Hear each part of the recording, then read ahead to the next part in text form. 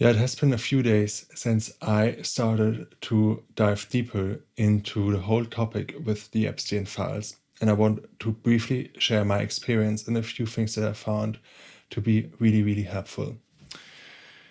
Yeah, looking back, I can see how it was really challenging to be on Instagram in that time because a friend of mine sent me a few first really well done videos about what actually happened, and I started to watch them.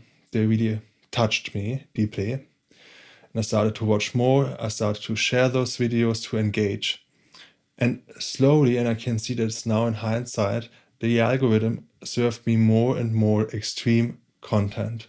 And I went super quickly from actual facts, from things that are in the files, to pure conspiracy theories and really, really extreme opinions, but they are presented as total facts. They use videos and images to pretend that this is all like totally backed and researched, but it's really, really not.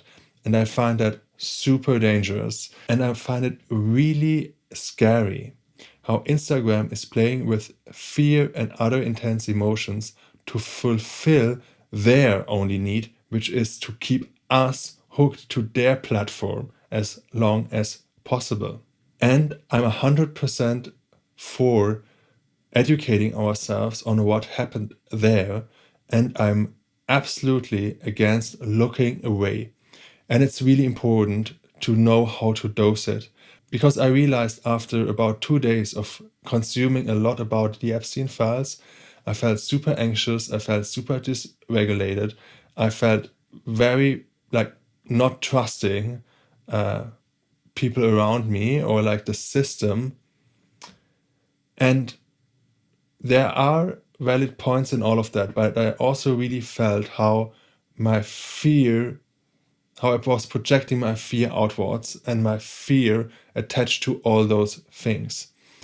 And I know, because I'm also right now going through a very deep process of working with things, of memories of certain elements in my childhood that I up to that point have totally repressed.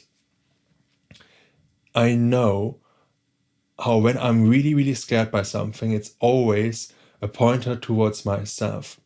When I'm really angry about something, really sad about something, it's always a pointer about myself.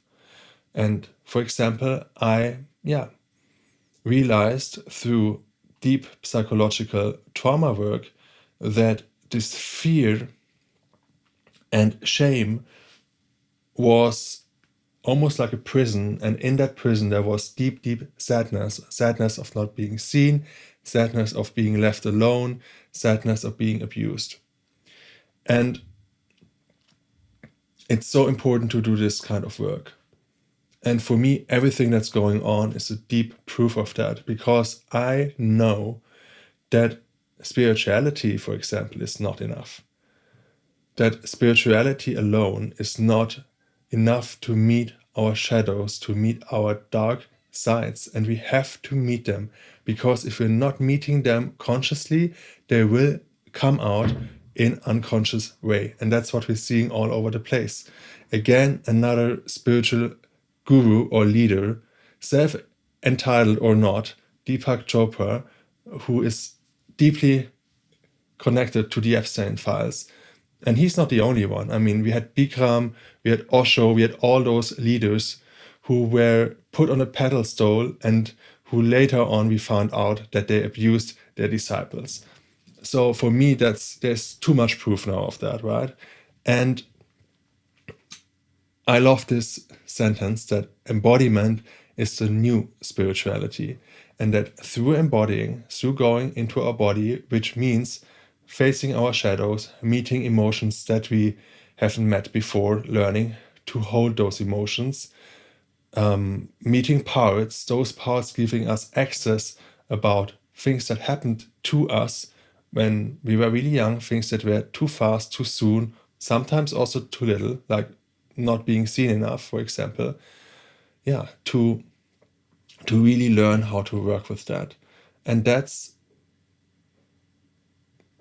covered, so to speak, in somatic trauma therapy, like somatic experiencing, IFS, internal family systems, compassionate inquiry, CI, the approach of Gabor Mate, and some other approaches. What they all have in common is that they work bottom up, so through your body, through your nervous system, through your imprints. And that's fundamentally different from just thinking about it or talking about it. And for me, it's my deep prayer that more and more people will find their way to those approaches, to this kind of work, to really illuminate their shadows, to really release the shadow, to bring light into it, so they don't pass it on to the next generation or to the people around them. And if that's something that resonates with you, you can always reach out to me. I'm always super happy to talk about it. And I'm also always super happy to work with people one-on-one.